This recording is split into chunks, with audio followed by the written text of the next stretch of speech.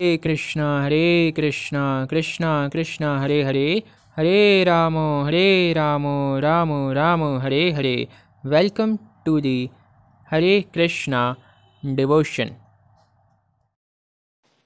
मान के चलिए आपके पिता ने आपको घर से बाहर निकाल दिया ताकि आप कुछ सीखें, आप अपने पैरों पे खड़े हो जाए, आप दुनिया को देखें, आप अहमियत समझें कि एक पिता किस प्रकार अपने संतान को पालता है, किस प्रकार वो घर गृहस्थी चलाता है। ये आपको सीखने के लिए उसने घर से बाहर भेज दिया। लेकिन जब आप घर से बाहर गए, आपकी बुद्धि ही घूम गई, आपके ऊपर कुछ इस प्रकार ये भौतिक जिंदगी हावी होने लगी, दूसरे लोग, पराये लोग हावी होने लगे कि अपने पिता को आप भूल गए हैं। फिर आपने शादी भी कर ली, बच्चे भी कर लिए, लेकिन पिता की याद नहीं आई।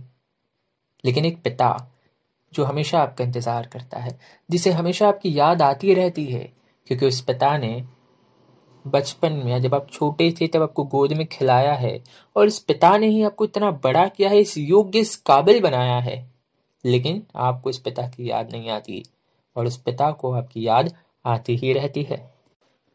ठीक उसी प्रकार भगवान श्री कृष्ण परम पिता, ब्रह्म वर्वेद पुराण में यह बात कही गई है, ईश्वरः परमः कृष्ण सच्चिदानंद विग्रह अनादिरादिर गोविंदम सर्व कारणम कारणम। तो परम ईश्वर तो वो है, सर्वप्रथम वो है, परम पिता तो वो है जहां से हम यहाँ आए हैं ताकि हम समझ सकें हम कौन हैं, हमारा संबंध क्या है, हम भगवान की अहमियतता को समझ सकें।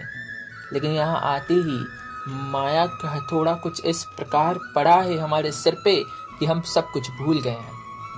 हमें पिता की याद नहीं आती, हमें भगवान की याद नहीं आती, हमें कृष्ण की याद नहीं आती। हम तो माया में पड़े हुए हैं।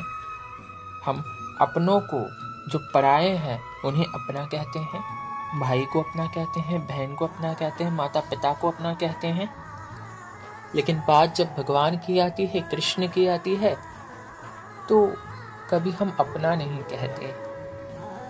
अब अनुभव कीजिए उस पिता का दर्द, जिस पिता ने पूरी जिंदगी निकाल दी आपके इंतजार में। और अब अनुभव कीजिए कृष्ण का दर्द, जो हर वक्त इंतजार करता है कि मेरा भेजा गया भक्त कब इस माया के बंधनों को टक्कर देगा, कब इस माया के बंधनों की जो इसको जकड़ रखा है, इसके पैरों में जो जंजीरें हैं मोटी मोटी, इससे वो आजाद होगा। कब मेरा भक्त मुझे वापस प्राप्त होगा, कब मेरी संतान इस संसार के बंधनों को तोड़कर, सब कुछ भुलाकर मेरे पास आएगी। और ये सब कुछ याद दिलाने के लिए कृष्ण आपके समीप है, आपके पास है। कृष्ण कहते हैं कि जब तू आंखें खोलता है ना, सुबह उठता जब तू है, तब मैं तेरे पास मौजूद होता हूँ। मैं सोचता हूँ कि तू मुझे पुकारेगा, तू मुझे कहेगा, कुछ नहीं कहता, कुछ पुकारता ही नहीं है। मैंने सोचा कि कोई बात नहीं, तू शायद नहा लेगा, तो नहाने के बाद तू मुझे याद करेगा। लेकिन तू नहा भी लेता, मुझे याद नहीं करता, तू नाश्ता करने बैठ जाता। मुझे लगा नाश्ता करते वक्त तो मुझसे पूछेगा कि कृष्ण आइए नाश्ता कर लीजिए, तूने वो भी नहीं पूछा। मैंने बोला ठीक है, कोई बात नहीं, तुझे जल्दी होगी, काम धंधे में जाना होगा, पढ़ाई करनी होगी। तो सोचा कि ठीक है, काम धंधा करने तो इसको, व्यस्त है अब भी। मैं तेरे साथ था, तेरे समीप था, ताकि तुझे किसी प्रकार की परेशानी ना हो। लेकिन दिन भर में तूने मुझे याद नहीं किया, दोस्तों से बात करता रहा।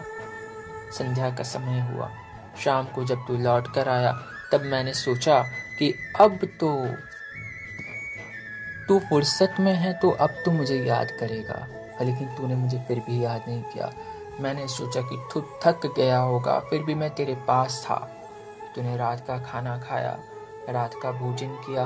अब मुझे लगा शायद अब तो मुझे पूछ ली, लेकिन तूने मुझे याद नहीं किया। और अब मैं सोच रहा हूँ कि चल तू सो रहा है, तो अब तो तू निश्चित रूप से मुझे याद करेगा, क्योंकि अब तेरे पास कुछ काम ही नहीं करने को। लेकिन तू सो भी कहाँ रहा है? तू तो सोते सोते मोबाइल चलाने में, दोस्तों के साथ व्यस्त है, प्रेमी प्रेमिका के साथ व्यस्त है। मैं तो तेरा सर्वप्रथम प्रेमी हूँ, मैं तेरे करीब हूँ, तूने मुझे कभी कुछ पूछा ही नहीं। और इस प्रकार तू सो गया, थक हार के सो गया। मैं फिर भी तेरे पास था, तेरे करीब था, तेरे करीब हूँ। और हर सुबह, हर सूरज उदय के साथ मैं इंतजार करता हूँ कि तू मुझे पुकारेगा, तू मुझे याद करेगा। अनुभव तो कर। कृष्ण कहते हैं कि मुझे एक पल की देरी नहीं लगती अपने भक्त के पास जाने की, पर बात इतनी है मेरा भक्त मुझे पुकारे तो कृष्ण ना सही कृष्ण कहकर ही तो पुकारे, कृष्ण ना सही कृष्ण कह के ही तो पुकारे। मैं चला जाऊंगा, मैं आऊंगा। मुझे मेरे भक्तों का इंतजार रहता है, मुझे अपने संतानों का इंतजार रहता है। तो दोस्तों ध्यान रखिए, जिस प्रकार मटेरियल लाइफ में आपके पिता आपका इंतजार करते हैं ना, या माता आपका इंतजार करती है, उसी प्रकार भौतिक संसार से परे भी एक संसार है आपका। ये भौतिक संसार तो मिथ्या है, भौतिक जिंदगी मटेरियल लाइफ एक झूठ है, मिथ है। परम धाम, गौलोक धाम, वहां पे हमारे भगवान हमारा इंतजार कर रहे हैं। उनके पास जाने की तैयारी करना शुरू कर दीजिए। अब वो कैसे करनी है वो आने वाली वीडियोस में मैं आपको बताऊंगा। तब तक के लिए हरे कृष्णा। हरे कृष्णा। अगर आपको वीडियो पसंद आए तो लाइक करें, अगर आपको वीडियो ज़्यादा पसंद आए तो शेयर करें, और अगर आपको वीडियो बहुत ज़्यादा पसंद आए तो चैनल को सब्सक्राइब करना ना भूलें। Like, share and subscribe. Hare Krishna.